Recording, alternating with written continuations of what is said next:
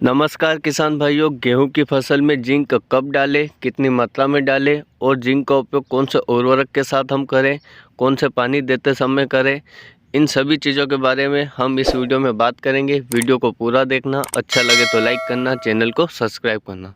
सबसे पहले हम बात करेंगे जिंक हमारे पौधों में क्या क्या काम करता है।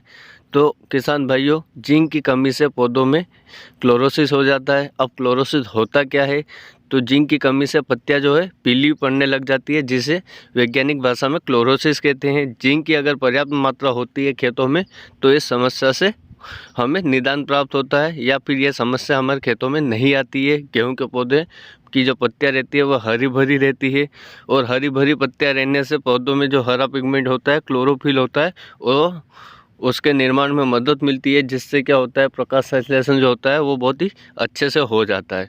किसान भाइयों, गेहूं में अगर जिंक के हम उपयोग करते हैं तो पौधों की वृद्धि में सुधार आता है, जिससे क्या होता है, गेहूं की फसल में जो कोशिका विभाजन की जो प्रक्रिया होती है वह बढ़ जाती है, जिसकी वजह से उपज में वृद्धि होती है। जिंक जो है गेहूं के दानों का आकार और उपज में भी सुधार करता है।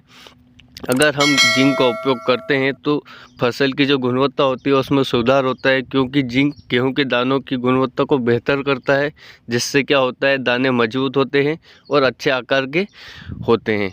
जिंक जो है हमारे खेतों में या हमारे गेहूं की फसल पर रोग प्रतिरोधक क्षमता में भी सुधार करता है।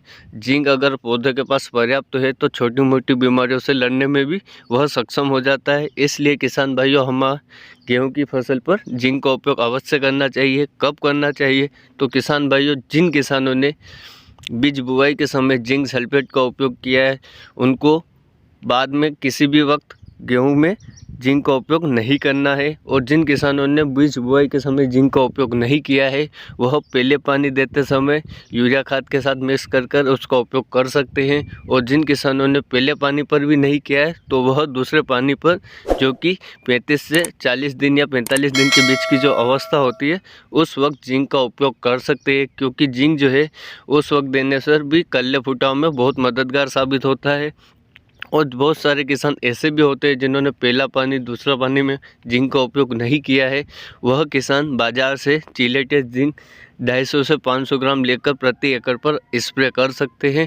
किसान भाई, जब भी जिंक का स्प्रे करें तो उसके साथ कुछ मात्रा में ह्यूमिक एसिड का भी मिक्स करें, क्योंकि ह्यूमिक एसिड और जिंक दोनों का उपयोग करने से उनकी जो गेहूं की जो ग्रोथ होती है वो बहुत ही अच्छी होती है, कल्ले फुटाव में बहुत मददगार साबित होता है। इसलिए किसान भाइयों, जिंक का उपयोग आप अवश्य करें।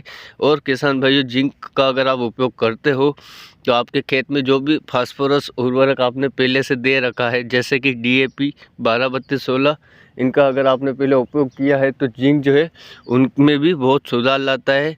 और जो भी हमारे फास्फोरस या नाइट्रोजन या पोटास है उनके अवशोषण क्षमता को भी बढ़ा देता है, जिससे पौधों की जो ग्रोथ होती है वो बहुत तेज़ी से होती है, कल्ले फुटाव में बहुत मददगार साबित होता है। इसलिए किसान भाइयों, जिंक का उपयोग आप करें।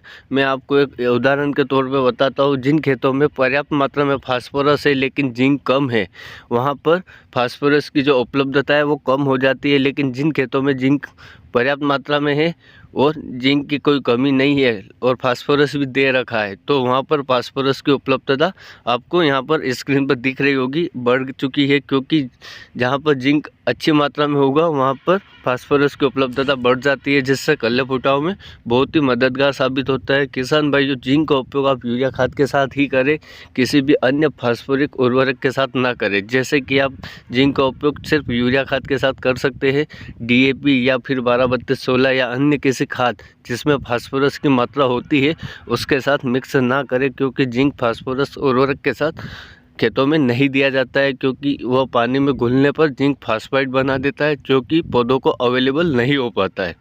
इसलिए किसान भाइयों, जिंक का उपयोग आप सिर्फ यूरिया खाद के साथ करें। पहले पानी देते समय कर सकते हैं, दूसरे पानी देते समय कर सकते हैं।